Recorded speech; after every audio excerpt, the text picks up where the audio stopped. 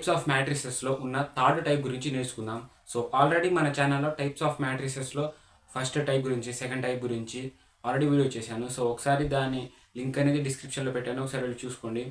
And ఈ వీడియోలో ఏంటంటే థర్డ్ వన్ గురించి, సో ఆ టైప్స్ ఆఫ్ మ్యాట్రిసెస్లో థర్డ్ టైప్ గురించి ఈ వీడియోలో నేర్చుకుందాం. సో ఇదైతే చాలా ఇంపార్టెంట్, ఎందుకంటే ఈ థర్డ్ వన్ వచ్చేసి ప్రతిసారి ఎగ్జామ్లో 2 మార్క్స్కి అయితే వస్తుంది.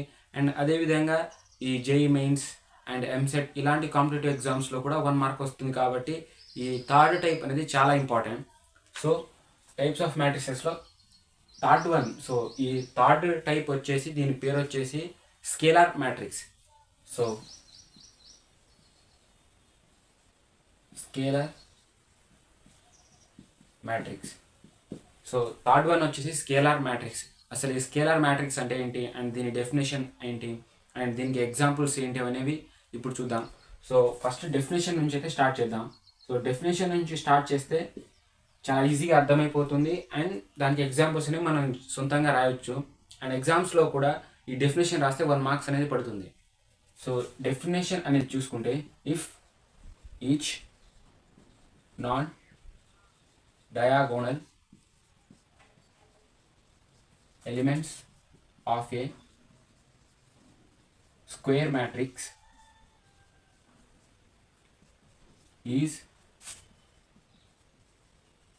equals to 0 and all diagonal elements are equals to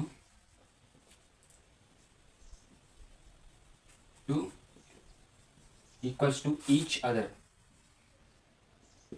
so definition అనేది చాలా పెద్దగా ఉన్నా దీన్ని ఒకసారి ఎక్స్ప్లెయిన్ చేసుకుందాం. సో డెఫినేషన్ చూసుకుంటే, if each non diagonal elements of a square matrix is equals to 0 and all diagonal elements are equals to each other.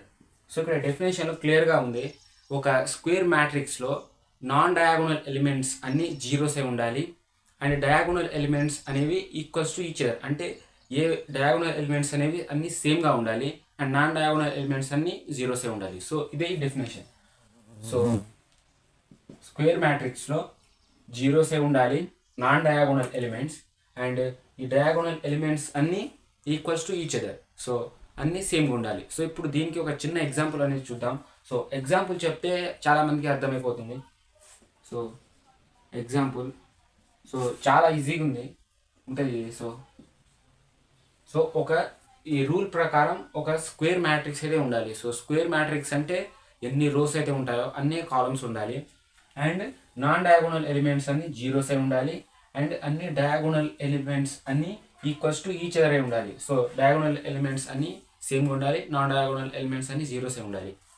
So ఇప్పుడు నేను ఒక స్క్వేర్ మ్యాట్రిక్స్, ఒక మ్యాట్రిక్స్ తీసుకున్నాను. సో అండ్ ఎగ్జాంపుల్స్లో ఇక్కడ 5 0 0 0 5 0 0 0 5.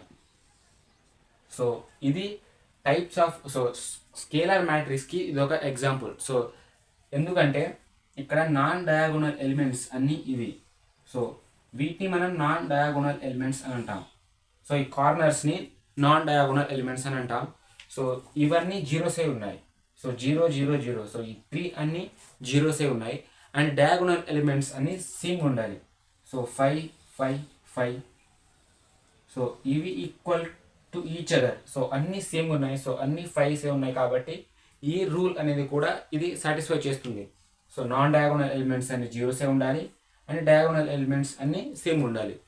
సో ఇది scalar మ్యాట్రిక్స్కి ఒక మంచి ఎగ్జాంపుల్ అనేది చెప్పుకోవచ్చు. సో ఇదే విధంగా మీరు కూడా కొన్ని సొంతంగా ఎగ్జాంపుల్స్ అనేది రాయండి. సో అప్పుడే ఈ స్కేలార్ మ్యాట్రిక్స్ మీద మంచి గ్రిప్ అనేది వస్తుంది.